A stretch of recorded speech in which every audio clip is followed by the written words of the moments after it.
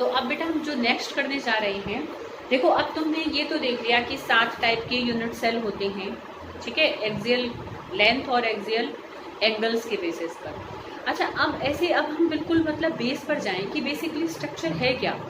एक crystalline solid है, वो कणों से मिलकर ही तो बना हुआ है ना। It is made up of particles. तो पार्टिकल्स एटम हो सकते हैं, आयंस हो सकते हैं, मॉलिक्यूल्स हो सकते हैं, और उनको हम ऑलमोस्ट स्फीयर ही कंसिडर करते हैं, एक बॉल की तरह मान के चलते हैं। अब सोचो कि भाई वो तो बॉल की शेप में है, अब लाइनें कहाँ से खिंच गई भाई। हमने जो लाइनें बना दी, एंगल देख लिए, लेंथ देख ली, अब ये लाइनें कहाँ से खिंच गई। समझ लो बेटा बात को। अब इस बात को ना ऐसे समझना, देखो अगर मैं मतलब जैसे क्यूब है, ठीक है, एक क्यूब हमारी कैसे बनती है। मैं इसको थोड़ा अभी इरेज नहीं कर रही हूँ, थोड़ा हमें इसमें मैंने एक चीज़ और लिखी है, उसको मैं तुम्हें नेक्स्ट टॉपिक कराने के बाद कराऊंगी। तो मैं थोड़ा यहाँ से इरेज कर देती हूँ फॉर ड्राइंग का डायग्राम, एक छोटा सा डायग्राम।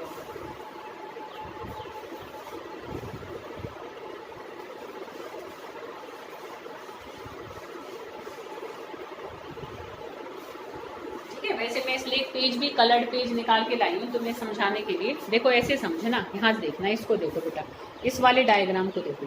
देखो एक्चुअल में ना एक क्यूब कब बनती है, जो हमने एक ऐसे वहाँ पर मतलब एक क्यूब सी बना दी थी। तो बेसिकली क्या होती है बेटा कि particles are touched with each other.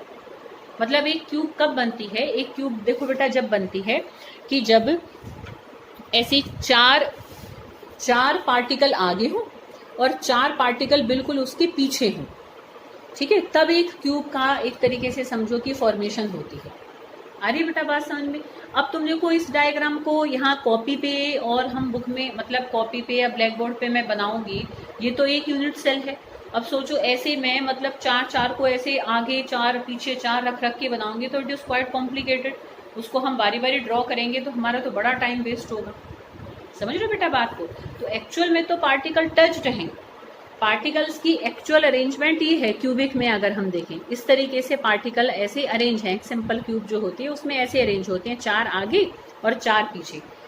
मतलब ऐसे समझो, पहले चलो यही बात को पकड़ो, है ना, कि वे 4 पार्टिकल जैसे आगे और 4 पार्टिकल पीछे। अब इस डायग्राम को हम सिंप्लीफाई करके बनाते हैं ब्लैक बोर्ड पर या कॉपी पे लाइन और डॉट फॉर्मूले की हेल्प से। अब ऐसे समझना कि हर पार्टिकल को मैं एक छोटा सा डॉट या छोटा सा सर्कल बनाऊंगी, फिर जो जो एक दूसरे से टच्ड है ना उनको हम लाइनों से जोड़ेंगे। एक्चुअल में लाइनें नहीं होती हैं पार्टिकल्स के बीच में, पर एक कण और दूसरे कण के बीच की जो दूरी है तो उसको दूरी भी नहीं है, टच्ड है, फिर भी जो भी डिस्टेंस है उसको हम मतलब लाइन से बनाएंगे और पार्टिकल को एक छोटी सी डॉट या छोटे से सर्कल के फॉर्म में बनाएंगे। तो it is quite easy to draw. तो वो एक क्या है, समझने वाला स्ट्रक्चर है। असल में ऐसे नहीं होते हैं, असल में तो पार्टिकल्स ऐसे एक दूसरे के साथ टच्ड होकर एक लैटिस क्रिएट करते हैं। ठीक है बेटा, एक यूनिट सेल बनाते हैं पहले तो, ठीक है। तो हम एक यूनिट सेल इस तरीके से बना रहे हैं कि पार्टिकल्स हमारे देखो कहाँ हैं, मतलब जो टच्ड पार्टिकल्स हैं हम उनको छोटा छोटा सर्कल बना रहे हैं और उनको आपस में लाइनों से एक दूसरे से मिला रहे हैं। देखो बेटा कैसे, देखो यही वाला जो स्ट्रक्चर है एक तरीके से, है ना, ये वाला जो स्ट्रक्चर है जो अभी हमने देखा, तो देखो उसको अगर मैं बनाऊं तो देखो एक सर्कल आगे था, एक पीछे था, एक सर्कल आगे था, एक पीछे था। ऐसे हमारा यहाँ पर भी था, एक सर्कल आगे था, एक पीछे था, एक सर्कल आगे था और एक सर्कल पीछे था। ठीक है, तो इनको अगर मैं अगर इन सर्कल्स को छोटे सर्कल मान लो या डॉट मान लो, ऐसे लाइनों से मिलाऊंगी तो देखो बेटा ऐसे मिल जाएंगे ये आपस में।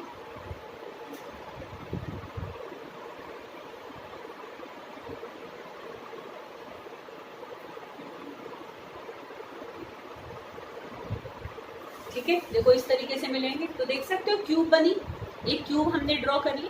ठीक है, तो असल में ऐसी लाइनें नहीं है, ये आपस में टच्ड हैं, बट वी कैन एक तरीके से understand by this manner quite easily, है ना। तो ये लाइन डॉट फॉर्मूला तो समझने के लिए है, हम इसलिए हमेशा ऐसे ही पढ़ेंगे, ऐसे ही स्टडी करेंगे। पर ये माइंड में रखना है कि एक्चुअल में ऐसे कुछ नहीं होता है, एक्चुअल में पार्टिकल सारे एक दूसरे से टच होते हैं। आप समझो बेटा कि जो हमने 7 टाइप के क्रिस्टल सिस्टम्स देखे थे, तो चाहे क्यूबिक है, चाहे टेट्रागोनल है, चाहे है ना ऑर्थोरोम्बिक है, कोई भी है, सातों में से किसी भी तरीके का यूनिट सेल है, तो वो पूरी एक अरेंजमेंट जब क्रिएट होती है जब पार्टिकल्स उस अरेंजमेंट के कॉर्नर्स पर होंगे। समझ रहे हो, आ रही बेटा बात समझ में? जब कोने पर 8 पार्टिकल रखे होंगे उनको मैं जोड़ूंगी तभी तो क्यूब बनेगी। अब मैं इसको हटा दूं तो देखो क्यूब बनेगी नहीं बन पाएगी ना हमारी। समझ रहे हो बेटा बात को? मतलब किसी भी अरेंजमेंट को एक तरीके से खड़ा होने के लिए, पहले एक ढांचा खड़ा होने के लिए पार्टिकल को कहाँ पर रहना जरूरी है? कॉर्नर पर रहना तो बहुत जरूरी है। मतलब ऐसे समझो कि जब भी कोई इन सातों में से कोई भी अरेंजमेंट बनेगी तो पार्टिकल्स ऐसे अरेंज होंगे कि कॉर्नर पे तो वो उस अरेंजमेंट की कॉर्नर पे तो वो रहेंगे ही रहेंगे, तभी ढांचा खड़ा होगा। समझ में आ रही बेटा बात? तो अब हमने देखे थे अभी यूनिट सेल्स और उसके बेसिस पर क्रिस्टल सिस्टम 7 टाइप की एक्सियल लेंथ और एक्सियल एंगल्स के बेसिस पर। अब समझना, अब हम फिर से टाइप्स ऑफ यूनिट सेल ही देखने जा रहे हैं, पर कैसे? On the basis of arrangements of particle in that unit cell, कि पार्टिकल उस यूनिट सेल के अंदर कहाँ कहाँ और कैसे कैसे अरेंज होते हैं, कहाँ कहाँ पर प्रेजेंट हो सकते हैं। समझ रहे हो? तो उस बेसिस पर बेटा 2 टाइप के हमारे यूनिट सेल होते हैं। एक होते हैं simple unit cell. Simple unit cell को हम प्रिमिटिव यूनिट सेल भी कहते हैं।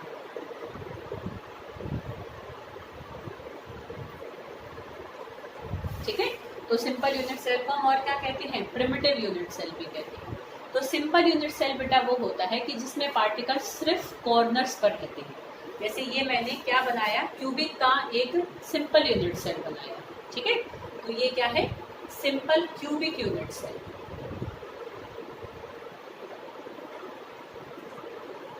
ठीक है, मैं तुम्हें मतलब हर टाइप के, हर पैटर्न के जो भी पॉसिबल है ना, मैं उसकी पिक्चर भेज दूंगी। बुक में पिक्चर है, अभी दिखा भी दूंगी मैं वीडियो में, है ना, थोड़ा तुम्हें और क्लियर हो जाएगा। उसको ड्रॉ करने की जरूरत नहीं है, जस्ट फॉर अंडरस्टैंडिंग। ठीक है, हाँ, ये वाले बनानी है तो नोट्स में भी है, तुम्हें मिल जाएगा। तो जब पार्टिकल्स खाली कॉर्नर पर होते हैं तो that is a simple unit cell. अब अगर हमारे पार्टिकल्स कॉर्नर के अलावा भी, कॉर्नर पे तो तब भी रहेंगे, ये ध्यान रखना है, कॉर्नर पे तो रहेंगे, तो कॉर्नर के अलावा अगर पार्टिकल कहीं और भी प्रेजेंट होते हैं तो वो हमारे एक तरीके से क्या होते हैं? सेंटर्ड यूनिट सेल या नॉन प्रिमिटिव यूनिट सेल।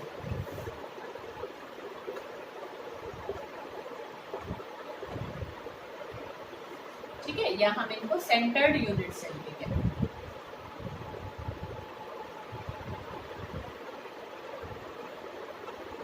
ठीक है, तो देखो सेंटर्ड यूनिट सेल में हम सबसे पहले करेंगे, चलो मैं यहाँ ड्रॉ कर,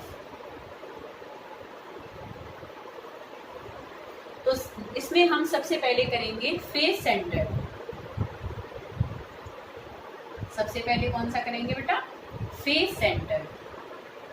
फेस सेंटर्ड में देखो क्या होता है बेटा कि पार्टिकल्स कॉर्नर पे तो देखो बेटा आप भी रहेंगे, तो तुम एक ऐसे सिंपल एक क्यूब जैसा सा स्ट्रक्चर बना सकते हो। तो देखो एक तो पार्टिकल कहाँ पर होंगे? कॉर्नर्स पर, कॉर्नर पे तो रहेंगे ही रहेंगे। ये अच्छा भी है, इससे तुम्हें थोड़ा कंफ्यूजन होगा समझने में, तो मैं इरेज करके दोबारा बना दूँ। ये भी हमें थोड़ा बचा के रखना है, कुछ समझाना है। देखो बच्चों, मैं इसी को ही मिटा देती हूँ।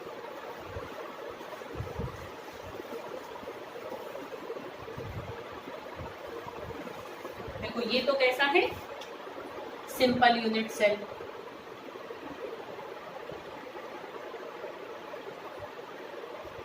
ठीक है, और अब मैं बना रही हूं फेस सेंटर्ड।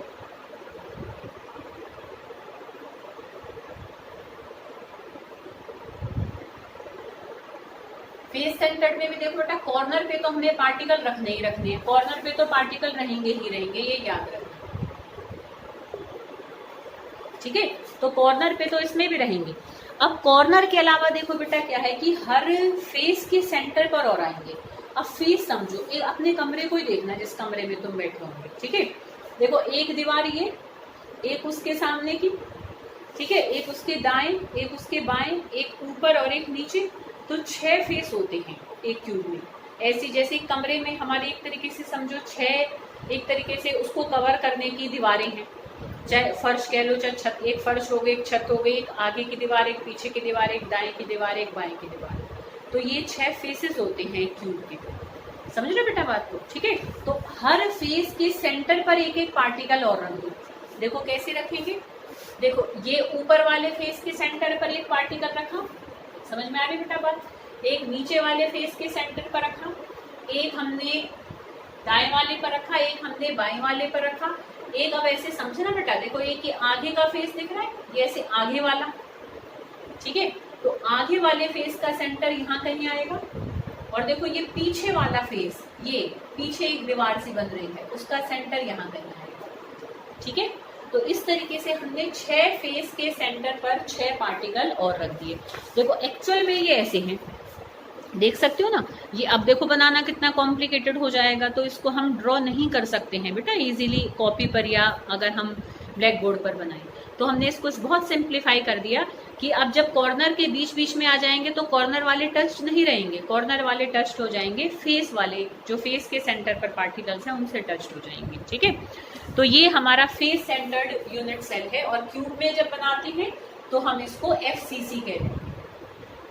FCC मतलब फेस सेंटर्ड क्यूबिक, क्यूबिक का फेस सेंटर्ड स्ट्रक्चर हमने बनाया, ठीक है बेटा। अब हम अगला देखेंगे, इसमें अगला होता है हमारा बॉडी सेंटर्ड, ठीक है, ये है फेस सेंटर्ड, और next is body centred. Body centred में देखो बेटा क्या होगा,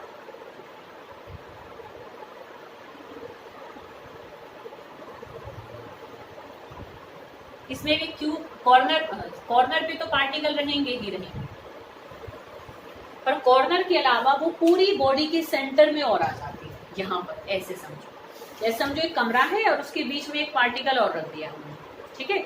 अगर मैं इसको देखो यहाँ ऐसे ड्रॉ करूं तो इसका देखो यहाँ पर क्या बनेगा, देखो इस तरीके से, देखो ये वाला देख सकते हो, एक बीच में एक पार्टिकल और आ रहा है, ठीक है। तो ये हमारा क्या है, बॉडी सेंटर। और अगर हम क्यूबिक में देखते हैं इसको तो ये BCC कहलाता है, बॉडी सेंटर्ड क्यूबिक, ठीक है। और एक लास्ट हमारा होता है एंड सेंटर्ड, ठीक है। एंड सेंटर्ड देखो कैसे बनाते हैं,